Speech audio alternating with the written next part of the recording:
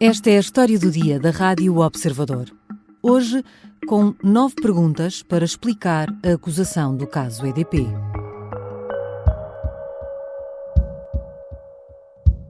É o fim de 12 anos de investigação. António Mexia e João Manso Neto, ex-líderes do grupo EDP, estão acusados pelo Ministério Público da prática de 2 crimes de corrupção. De acordo com os procuradores, os dois terão corrompido o ex-ministro da Economia, Manuel Pinho. 6 arguidos, 6 crimes, 840 milhões de alegado benefício à EDP. Foram precisos mais de 12 anos de investigação, mas aí está a acusação do caso que envolve António Mexia e João Manso Neto, antigos responsáveis da empresa, e Manuel Pinho, na altura Ministro da Economia. Todos acusados agora de corrupção ativa e passiva. O que é que o Ministério Público diz que fizeram? Que provas têm para sustentar essa tese?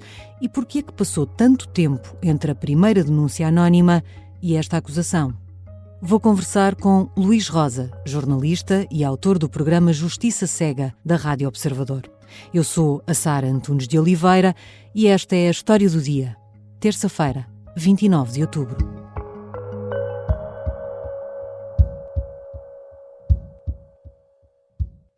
Bem-vindo, Luís. Olá, Sara.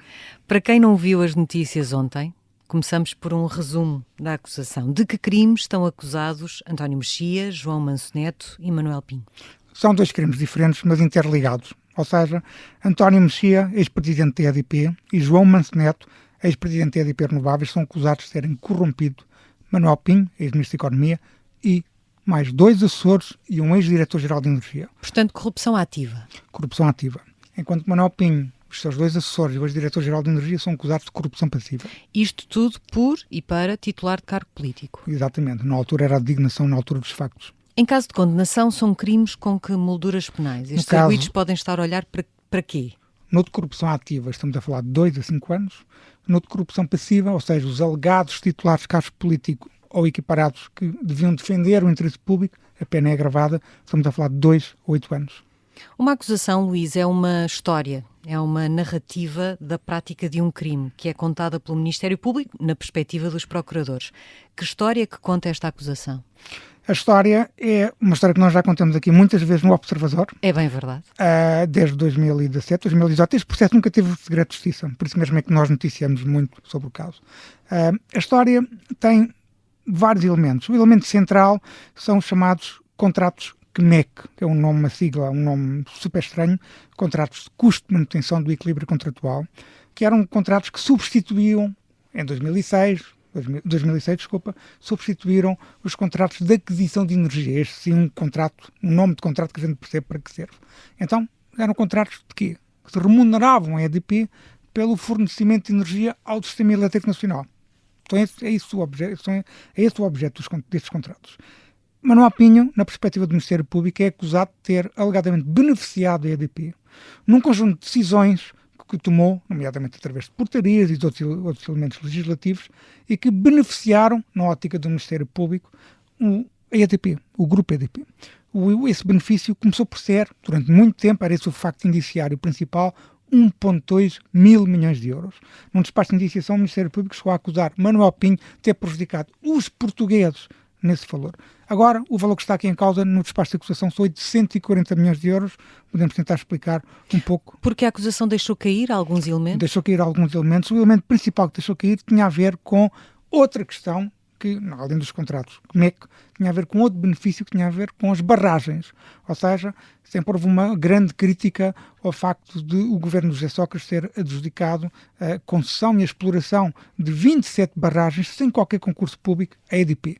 A EDP alegava que isso era um direito adquirido, daí não existir um concurso público. Ora, nesta acusação, pelo que se percebe do comunicado da Procuradoria-Geral da República, estão em causa apenas 2 barragens das 27 originalmente suspeitas, se tu quiseres, que são as barragens do Alqueva e de Pedrógão. Nós ainda não percebemos exatamente o que é que está em causa nesses dois contratos, porque na hora que estamos a gravar esta conversa eu ainda não consegui ler o despacho de acusação, mas o comunicado da Procuradoria-Geral da República fala precisamente nas barragens do Alqueva e de Pedrógão. Portanto, caíram a maior parte das suspeitas em relação às barragens. Deve ter essa a explicação para o facto de também o alegado benefício ter baixado de 1,2 mil milhões de euros para os tais 840 milhões de euros. Portanto, havia uma vontade da EDP de ser beneficiada nestas pessoas, não a empresa, um ministro que terá beneficiado em troca de uma contrapartida. Esta é a convicção geral da acusação. Sabe-se qual em que é sustentada essa convicção, em que tipo de provas? Sim. Ao longo, e eu consultei o processo muitas vezes, como disse há pouco, e a prova que existe no processo é uma prova documental, misturada com prova pericial e também com prova testemunhal. Ou seja, estes contratos sempre foram alvo de muita crítica no espaço público. E houve várias testemunhas técnicos, por exemplo, da REN, da Entidade Reguladora dos Serviços Elétricos, que foram, de facto, ao processo testemunhar sobre esta matéria. Por exemplo, há uma testemunha, que é uma técnica da REN, que na altura destes factos, a REN não era apenas uma empresa, que o Estado tinha uma parte do capital, mas era também um regulador. Daí a importância do testemunho. E há um caso muito específico, agora que levava muito tempo a explicar, de facto, o pormenor do pormenor, mas tem a ver, só para dar esse exemplo, uma técnica de REN que vai aos autos dizer que houve um claro benefício numa determinada fórmula, que é uma fórmula matemática altamente complexa, na forma como foi construída aquela fórmula, e esse benefício foi dado pelo gabinete de Manuel Pinho à EDP. E depois houve peritos, vários peritos, não só o Ministério Público tem vários peritos nos autos, como também há pareceres técnicos da REN, uma vez mais, pareceres já da empresa, não de uma técnica só, pareceres da entidade reguladora também, do setor de energia, e salvo ver se a minha memória não me falha, também da Autoridade da Concorrência. Portanto, do ponto de vista da prova documental, daquilo que me foi dado a ler no processo, parece-me que essa prova é sustentada. Atenção que a EDP contesta todos os pareceres e todos os relatórios que as entidades públicas juntaram aos autos. Portanto, é uma contestação que sempre houve, aliás, com António Mexia, ainda como presidente da EDP, sempre contestou que houvesse algum favorecimento. Costuma dizer-se que, assim que é conhecida a acusação, abre-se a fase da defesa, começa a fase da defesa, mas já se sabe qual tem sido a defesa. Bom, a EDP nega esses pareceres, mas destes arguidos perante estas suspeitas estão a ser investigados. António Mexia sempre negou a existência destes pareceres. Há aqui um dado que é muito favorável aos arguidos. Neste momento nós, repito, não lemos a acusação, portanto não percebemos ainda como é que o Ministério Público conseguiu contornar este facto. É um facto que foi noticiado nos últimos meses. Houve uma decisão de fixação de jurisprudência do Supremo Tribunal de Justiça em relação à aquisição de matéria probatória relacionada com e-mails, como é que aqueles e-mails foram validados. A prova essencial, uma prova muito importante deste processo, era a caixa de correio de António Mexia e de João Manso Neto. Com esse acórdão de fixação de jurisprudência do Supremo Tribunal de Justiça, essa prova caiu, ou seja, foi declarada nula. E nesses e-mails estava completamente descrito, que não estou a fazer nenhuma acusação, estou só a descrever factualmente, descrito de facto os inúmeros pedidos para que, por exemplo, um escritório de advogados, a Moraes Leitão, que era o escritório da EDP, escrevesse praticamente todos os diplomas legislativos que estavam aqui em causa, ou muitos deles. Mas isso não vai poder ser usado, Isso não vai a prova poder ser que usado. caiu. Não vai poder ser usado porque caiu. Portanto, vamos ver como é que isso é um facto que favorece os arguidos, porque o Ministério Público pode, se calhar, agora ter uma prova menos sólida no que diz respeito à intenção da EDP, não no que diz respeito à prova policial, isso pode-se jogar a favor dos arguidos. Portanto, a EDP, resumidamente, sempre negou qualquer espécie de benefício. Sempre. Há aqui um pormenor muito importante, que é, se quiseres podemos falar melhor sobre isso, que é a declaração de perda de vantagem que o Ministério Público faz com a dedução da acusação. Não só pede, como há um alegado prejuízo para o Estado, o benefício da EDP, que são 840 milhões de euros, corresponde a um prejuízo para o Estado. E o Ministério Público pede, como é normal, como tu sabes, Sara, que no final, na condução da acusação, seja declarada perdida a favor do Estado a tal vantagem criminosa. Só que agora também inclui o Grupo EDP. Apesar do Grupo EDP, nenhuma empresa da EDP ser arguída, pelo menos não foi acusada, no processo não tenho conhecimento que seja arguída, apesar disso, o Ministério Público pede uma declaração de perda de vantagem dos tais 840 milhões de euros que envolve duas empresas da EDP. A EDP SA, que é a principal empresa do Grupo EDP, e a EDP Gestão de Produção SA. Portanto, essas duas empresas podem ter aqui um impacto económico na sua contabilidade. Isto é um facto economicamente muito relevante até para o governo do próprio Grupo EDP. Não estamos a falar de um valor qualquer. Estamos quase a falar de 1.000 milhões de euros. Já voltamos à conversa com o Luís Rosa, redator principal do Observador. Na segunda parte vamos tentar perceber porque é que este caso demorou tanto tempo a investigar.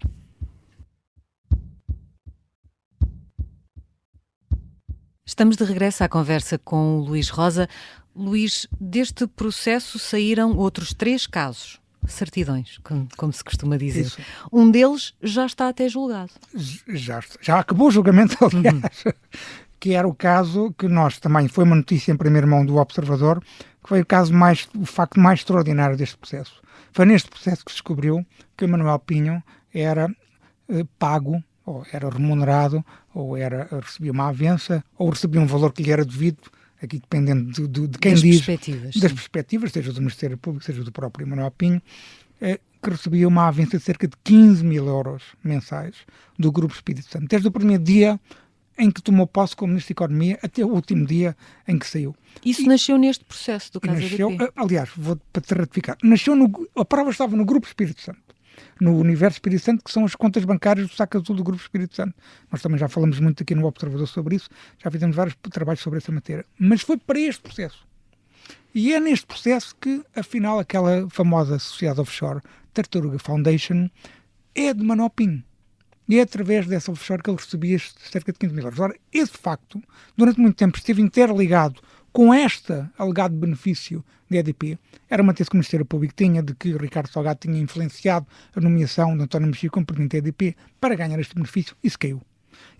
E ao cair, houve uma extração de certidão só sobre os 15 mil euros, a tal avença. E houve alegados benefícios que Manuel Pinho tinha dado ao Grupo Espírito Santo. Ora, esse processo teve acusação, teve julgamento, muito rápido.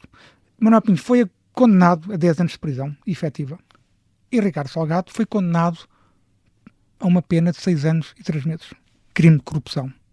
Portanto, esse processo está em fase de recurso na relação de Lisboa e muito rápido, não vai demorar muito tempo a transitar em julgado, devo dizer. Mas há ainda outros 2 que existem, também saem deste processo, nos quais a investigação ainda não conseguiu um desfecho. Aquele que é conhecido como o caso do Príncipe e um outro relativo a Artur Trindade. É verdade, vamos começar pelo Artur Trindade, que é mais rápido. Aí é também uma suspeita de corrupção. Tem a ver com o ex-secretário de Estado de Energia do governo de Passos Coelho. E tem a ver muito com a contratação do seu pai para o Grupo EDP e alegados benefícios que o secretário de Estado, Artur Trindade, terá concedido à EDP. O caso está em investigação, não consigo vislumbrar como é que vai acabar, se acaba com um arquivamento ou uma acusação, mas foi extraída a certidão.